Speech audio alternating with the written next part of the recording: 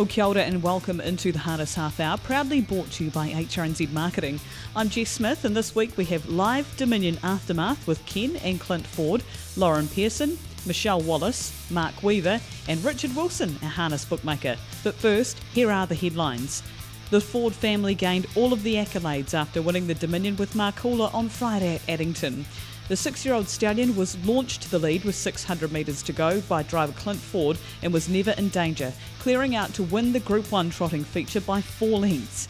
It gave Ken Ford his second win in succession in the race after Amaretto Sun won in 2017. Australian visitor Kai Valley Blur was second and Le Monde ran third. The All-Stars team added the free-for-all to their Cup Week haul on Friday also when Cruz Bromac was successful. Driven by Natalie Rasmussen, it was her third Group 1 win for the week after winning the Sire Stakes final and the New Zealand Cup also. Second in that event was Turn It Up and third in the free-for-all was Jack's Legend. And Lockburn will head to Sydney this Friday to join Shane and Lauren Tritton. The decision was made following his run in the New Zealand Cup, where Kevin Chapman felt the horse was better suited to racing at Menangle than the Auckland way of going.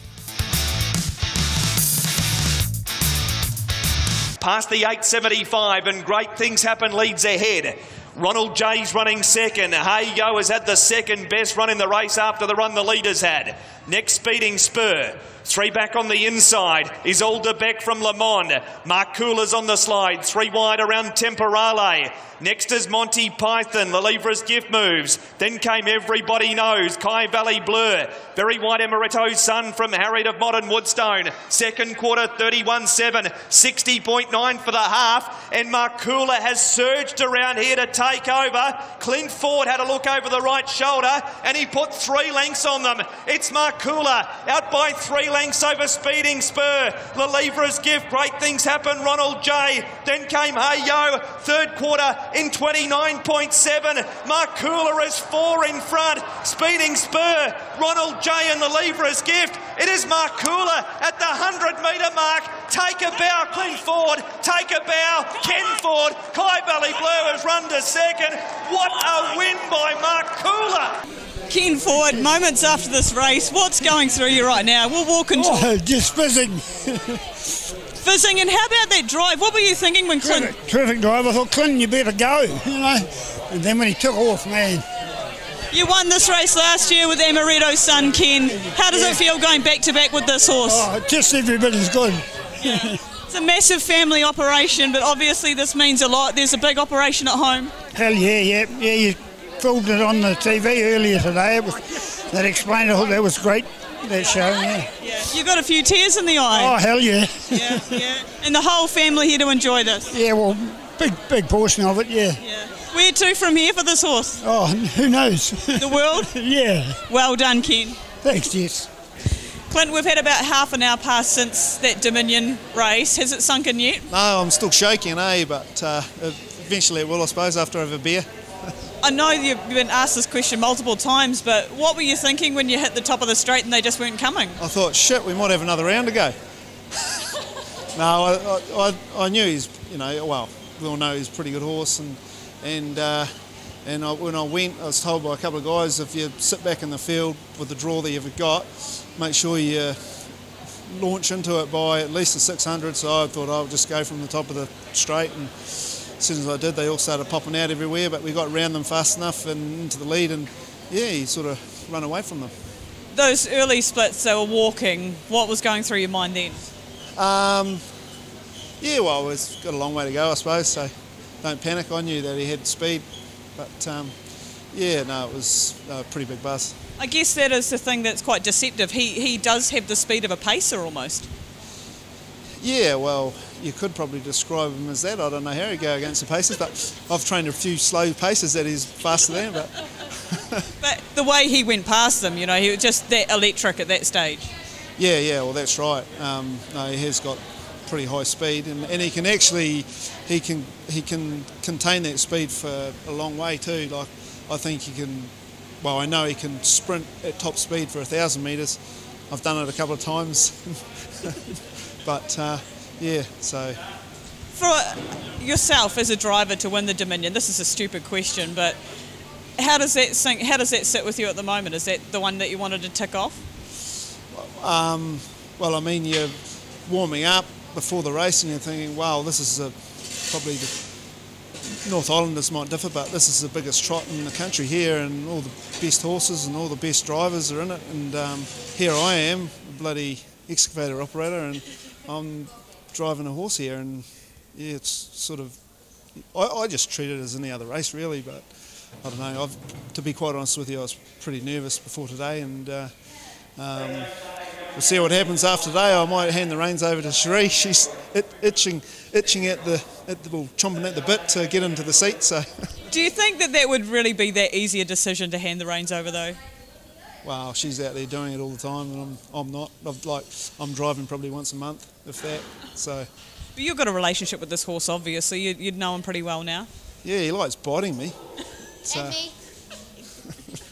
so no, we'll just see what happens.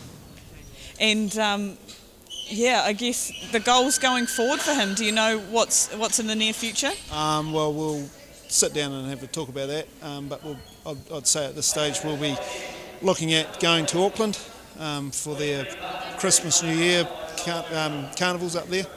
So that I'd imagine will be the next step. Well, congratulations. An excavator driver, now a Dominion winner. Congrats. Yeah, thanks, Jess. It's all good fun. And time to catch up on what's making news in the social media world. Starting off with New Zealand, of course, all of the Cup Week features are on the Harness Racing New Zealand Facebook and Twitter accounts, with photos following the feature races there. From Australia, Adam Hamilton has spoken to Team Pizzuto regarding Tiger Tara's performance in the free-for-all. Pizzuto blames himself for the horse overeating and becoming bloated after getting access to fresh pasture after the New Zealand Cup. And from the US and Canada, Mick Wicked wins again, this time in the preferred handicap at the Meadowlands in 1:47.3. He and Sha Tin continue to go head-to-head now for Horse of the Year honours. Well, one of the standout performances over the last couple of weeks has been the upcoming of Superfast Pat, and I'm chatting to Lauren Pearson, who's the trainer of this horse. Lauren, congratulations, 2 wins in as many weeks, and this horse has really put itself on the map.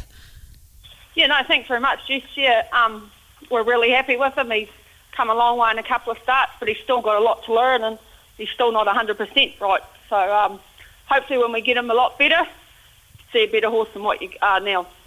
So what are the main things that you're going to work on with this horse, Lauren? Just mentally with him. He's just sort of not there at the moment, but also we've just got to change the shoeing a little bit. He just hit him behind yesterday, and Brent said he wasn't trotting 100, so we've just got to play around with that, and once we get that 100%, we should be right. Gee, that's a little bit scary when you think this horse won by 30 lengths 2 starts ago and there's still improvement there. Yeah, it is actually, but we've known he's always had the ability, but it's just, you know what trotters are like, you just got to keep going around until they click one day, and hopefully he's clicked and we should be on our way. Lauren, can you explain to us how you became involved with this horse? Actually, it was through Brent. He knew Neil Edge, and it was one day after the Winton Trots, and Neil and Nairi were at the top pub. We're having a beer with them, and Brent said, when are you going to send me a horse? And never thought nothing of it. And then last year he rang up and he said, I've got a horse coming down for you. And that was Superfast Pat. Okay, and what were your impressions when the horse first arrived? Yeah, we liked him. He always had ability, but he hates the grit, so it's taken a long time to get him used to the grit and everything. But, yeah, no, we always liked him from day one.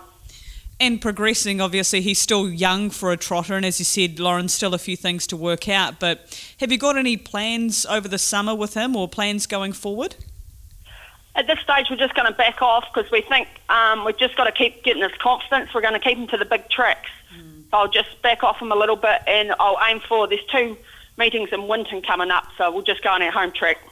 Fantastic. And Lauren, I just wanted to have a chat with you because yesterday was your 48th training success, so you're getting closer to the 50 mark.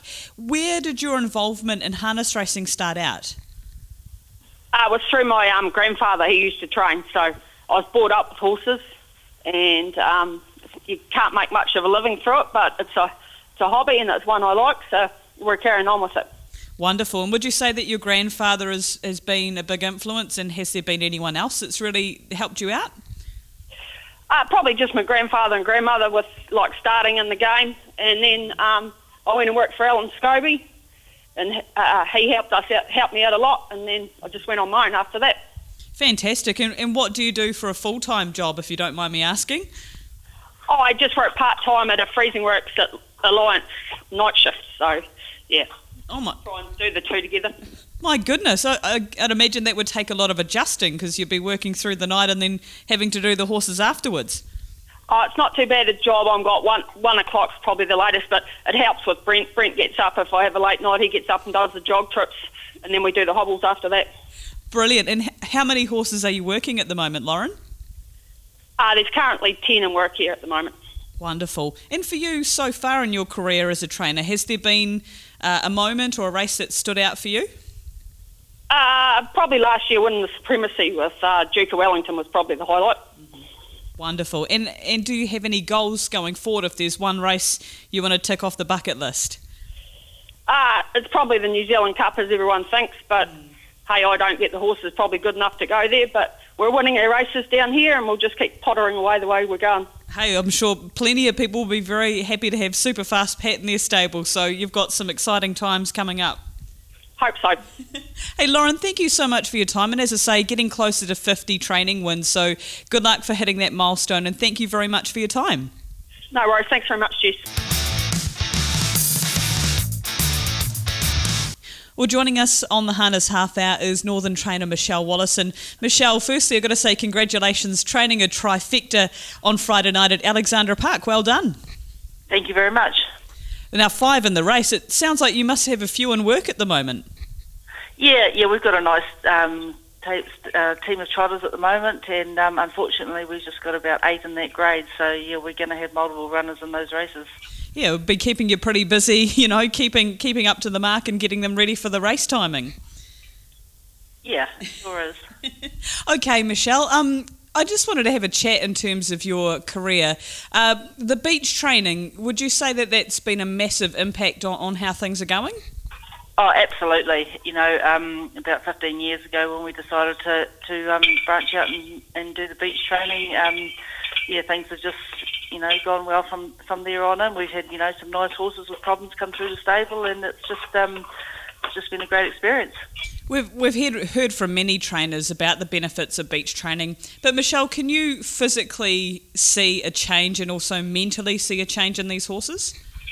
Oh, absolutely. Especially the older horses. You know, young ones not so much, but the older horses that have been going around a track and that for a while, it's just a complete change for them. You know, it's straight line, sea air. You know, it's good for their lungs. It's just you know, and any little ailments, you can walk them in the water, and yeah, it just all benefits them. Do you see it happening immediately, or is it kind of a progressive thing for them in terms of their race day performance? Oh, look, they're all different. You know, some it can turn around straight away. Others can take a little bit of adjusting to it. You know, the work's different, and they sort of use, you know, different muscles and that going through the sand, and yeah, so they're all different. And Michele, in terms of your career in harness racing, where did it all start for you? When was the moment that you knew this was going to be in your life for good? It's just always been there. My dad was a trainer, and I grew up, and you know, like I was driving fast work from the time I was about 10, and yeah, I just always knew I was going to do it. Fantastic. And were your family really supportive about that decision? Absolutely, yeah. You know, Dad, yeah, and my sister, she trained and drove as well, so you know, he was quite proud that we followed in his footsteps and come through. And as a driver, Michele, you've been involved in harness racing for a while. How have things changed from your perspective in terms of being a female driver from when you started in the 80s to today? Oh, well, they're a lot more accepted these days. You know, back in the 80s when we started out, we only had the Ailua derbies, you know, the lady only races non-totes, and then we progressed from there and got tote races, and, you know, finally got drivers' rooms and that sort of stuff. We don't have to get changed in the toilets anymore, and it's just progressed. And now the guys just accept us. You know, that's we're out there, and that's the way it is. Did you have to be mentally tough to put up with that? As you say, times have changed now and things are a lot more accepted, but it wasn't all that long ago. Well, no, it wasn't, but you know, like I can't remember it being that tough. You know, I can't remember them ever singling you out or anything like that. But it is, you know, it was just a man's sport at the time, and you know, actually most of the top drivers were really supportive. You know, yeah. Oh, that is great, and of course, as you say, things have changed, and you'd be proud to see the new wave of female drivers coming through. You've been a bit of a, you know, trendsetter in terms of that, or a trailblazer in harness racing. Oh yeah, there was a few before me, but yeah, you know, it is great to see those young ones coming through. You know, Sam and Shireen, that they're doing an awesome job. Fantastic. And Michele, for you as a trainer and driver, has there been a moment or a race or a horse that's really stuck out in your memory? Oh yeah, I'll never forget Delft. You know, he was like a part of the family to me. You know, I loved him with all my heart, and he won the Inters for us, and you know, to this day I still think about him. And with that, having that success already, is there anything that you would like to achieve as a trainer going forward? Is there a race that you want to tick off that bucket list? Oh yeah, absolutely. I'd love to win the Road Cup. You know, it's the great race in the north, and the race my dad always wanted to win, and yeah, it's the race I'd love to win. Well, it sounds like you've got plenty going on in the stable there at the moment, getting ready to head out on the beach. Michele Wallace, thank you very much for taking time out to chat to us today, and I'm sure that Road Cup is going to come sooner than you think. Thank you very much. Well, of course, it's a highlight on the South Canterbury racing calendar, the Geraldine Trotting Club's meeting coming up on Saturday 24th of November. Joining me from the club is President Mark Weaver. Mark, welcome on to the Harness Half Hour, and how are things looking for the committee leading into the meeting? It's normally a bit of a rushed effort to get the old course looking pristine, but no, we're on track. Jess, actually, she's coming together really well, so a few finishing touches this week and we'll be ready to rock and roll. Fantastic. And I know, being from South Canterbury myself, that this is a big day for the community, isn't it? It certainly is. A few of the locals enjoy a day out at the local trots, plus we've managed to attract a few businesses for their Christmas at the races party. So, things are looking good. Fantastic. And just looking through the card as well, Mark, the stakes are looking superb this year. The committee made a conscious decision to maintain the non-winners at 10,000. We sort of wanted to attract a bit of a following of a club that pays good stakes. So, yeah, we had a good discussion around that and decided to keep it at that level, hoping for some good numbers, Jess. Oh, that's great to hear. And the Cup this year sponsored by Fresh Choice. You'll be thrilled with the sponsors coming on board. Yeah, well and truly. Gary and team, they're great sponsors. It's quite a commitment to sponsor that 20k race, and yeah, we're very thankful for that, and they'll be getting a ride in the mobile prior to the Cup, so trying to keep them interested. So that is great to hear, and I guess for all clubs at this stage, you know, it's quite hard to find sponsorship and maintain it, so you'd be very grateful for the efforts that your committee put forward to getting these sponsors. It is, because in a little town like Geraldine, a lot of our good sponsors are approached day in and day out, so it is a big commitment for them to sponsor. So yeah, we're very appreciative of them committing to the Trotting Cup for another year. Brilliant, and great to see too, Mark. The committee are really committed to looking after owners on the day as well, so you're going to be offering hospitality. We certainly are. We sort of half an hour or near their horse win at races.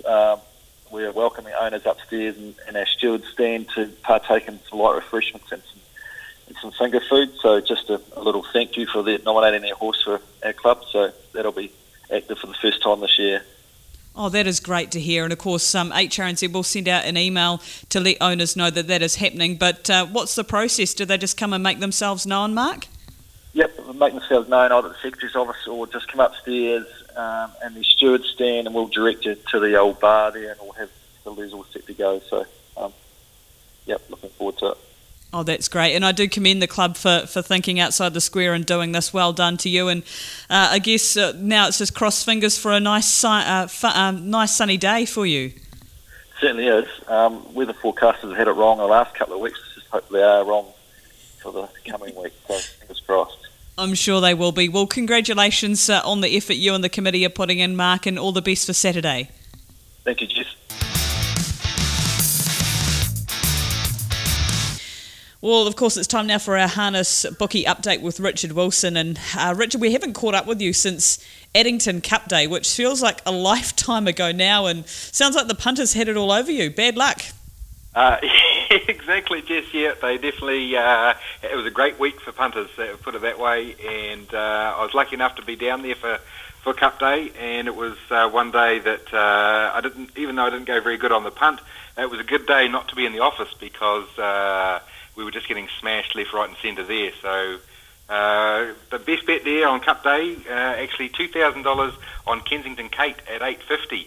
Now she started at $4.80, of course, so good shopping there on the $8.50. There was $3,000 on Tiger Tara to run in the top three at $3.20. Now that in the futures betting, that was placed sometime early October, I think it was. And then there was $2,000 on the fixer at $4.80 as well. So good bets in the cup there. The All Stars team, of course, they won 8 races. That delighted one punter. He had $500 on them to win exactly that number at $14. And there were some other good bets there. $1,800 on the fixer at $4.40. $15,000 on Turn It Up at $1.40. $4,000 on Winterfell at $2.40. So they were all pretty good. And then just when you think at least the All-Stars didn't win the last, we'll be all right there, it was Smoke and Buy that wins it, and there were bets of $1,500 at $6.50, $1,800 and $2,500 at $5.50 on him. So not a great result in the last, even though it wasn't the favourite. But of course, there were a few bets that didn't go the punters' way. In the last race there, Better Be Gold was heavily backed, $3,000 and $2,200 at $2.40. And there were two $2,000 bets at the $2.30. And the other one that was well backed early on, right from the night before on Cup Day, Slingshot in race 2. There was $3,000 at $4.20 there, and there was $4,000 on Sunday Sun at $3. So that wouldn't be very enjoyable for that punter. Well, as you say, Richard, thank goodness you weren't working. You were actually there socialising and enjoying the day, which is well deserved. But Thursday at Ashburton sounded like you guys got a bit more going your way. Yeah, a little bit of a reprieve there. Still some good bets, though. $400 on Anna Kate at 19, by far the best there. $2,000 bet on Christian Who at $3.20. Was the biggest miss on a fairly quiet day, but then there was a $500 multi to Nick DeFoo to run in the top 3 at $2. Olivia Rachel at $3.40 and Fair Cruising at $4.60. That $500 multi there returned $15,640. So that made sure we didn't make too much on the day, and you'll understand later on why that wasn't the multi of the week. Okay, well, there's going to have to be an outstanding multi to outdo that. Now, Friday, of course, Addington Show Day. Were you back in the office for that one?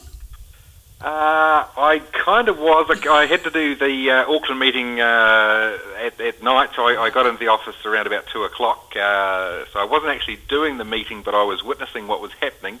And again, it wasn't pretty, just put it that way. They were back cashing in, really, the punters. There was a $4,000 win bet on Kai Valley Blur in the Dominion.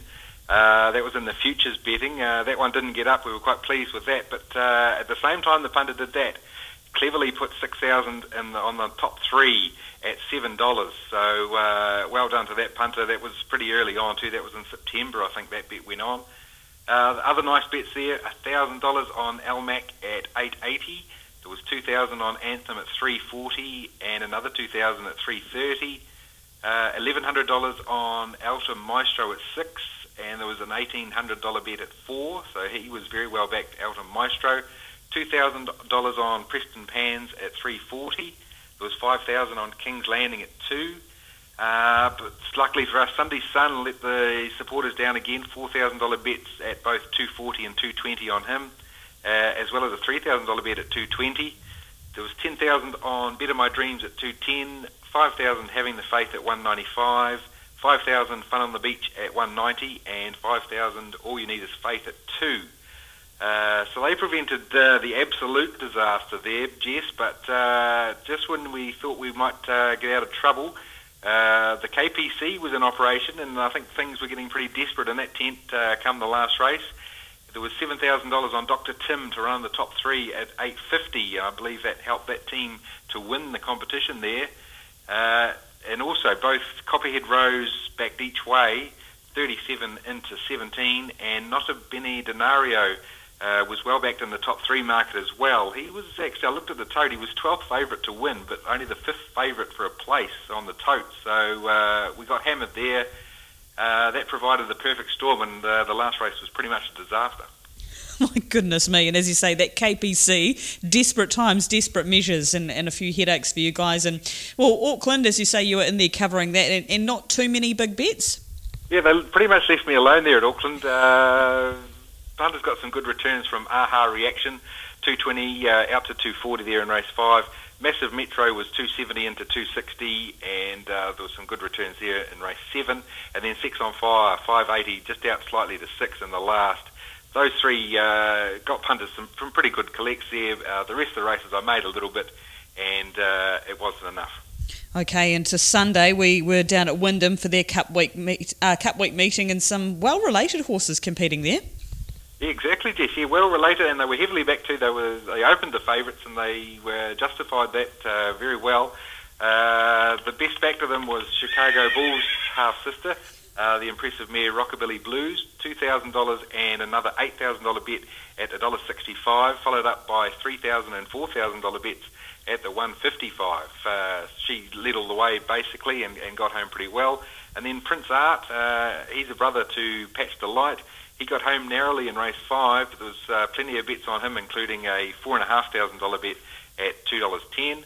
And the other one, Robbins Playboy, now this one was strongly backed, $1,000 bets at $4.60 and $4.20. And, gee, there was no worries watching that one. I think he got home by 9.5 lengths in 2.53, which is a Southland record and only half a second off the New Zealand record. So a really big win there.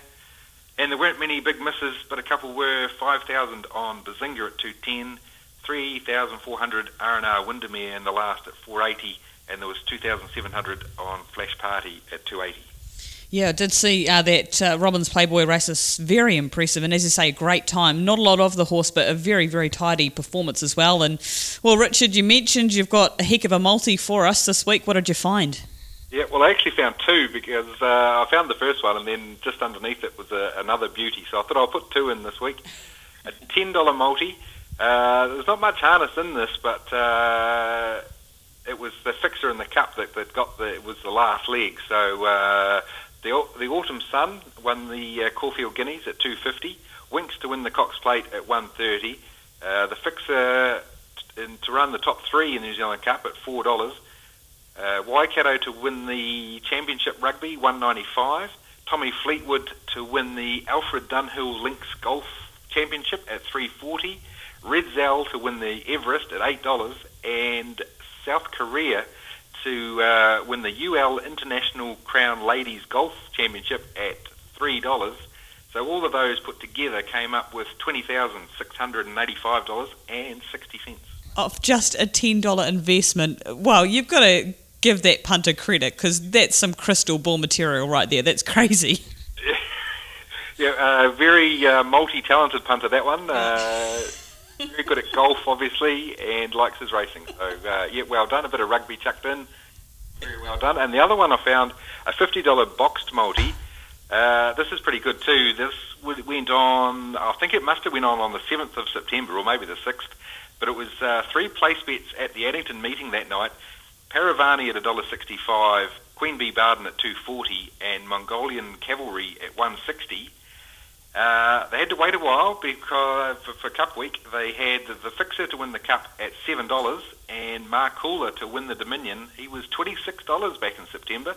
So that $50 boxed multi came up with $27,187.20.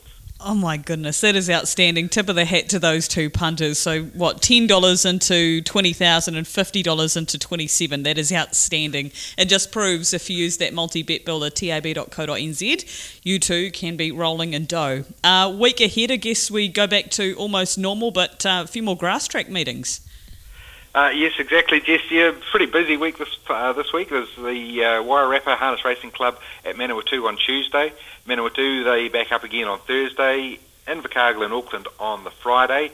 And then we hit the grass. Geraldine on Saturday and Banks Peninsula on Sunday. Let's hope it's not snowing by then. Yeah, I hope you're right there too, Richard. Thank you very much. And of course, we'll update punters next week and start looking ahead to the next feature carnival, of course, over Auckland and the Interdoms. Yes, exactly. I have to get the boys to get some Auckland Cup markets out now, so hopefully I'll be able to talk about them next week. And a busy week ahead harness racing wise. On Tuesday we have the Wairarapa harness meeting in Manawatu. Thursday night we'll see the second day of that Manawatu meeting. On Friday a double header with Auckland and Invercargill taking place there. Saturday we have grass track racing at Geraldine in South Canterbury, and then Sunday also grass track racing at Banks Peninsula. And that is it for this week's Harness Half Hour. Thanks to HRNZ Marketing. Don't forget the Harness Half Hour podcast is now available on the Punters Lounge, which is on tab.co.nz, also via Spotify and iTunes.